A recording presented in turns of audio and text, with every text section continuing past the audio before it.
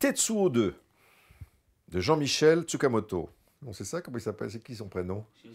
Shinjiya Tsukamoto. Merci les amis. C'était pas Jean-Michel, en fait, je me suis trompé.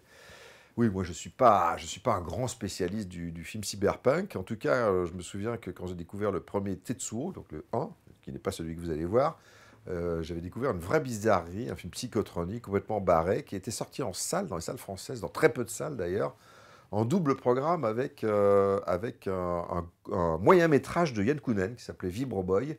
Et c'était marrant parce que de voir les deux à la suite, il y avait vraiment concordance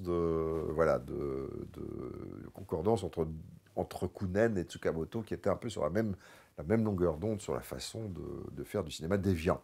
Et voilà. Et après, vu le succès de ce petit film en noir et blanc cyberpunk, il a refait à peu près le même film en version plus trash, mais en couleur, voilà, beaucoup plus provo, beaucoup plus finalement, quelque part, beaucoup plus mainstream, puisque c'est en couleur et que les gens ne veulent plus voir de films en noir et blanc aujourd'hui. Ah, bah oui, c'est comme ça, ma bonne dame.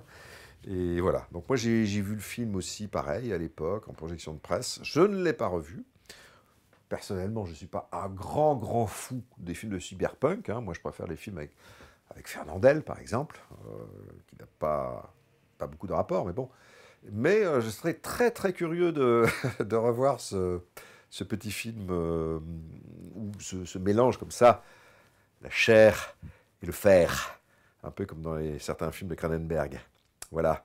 Et tout ça, c'est à Lyon, au festival Hallucination collective de Lyon.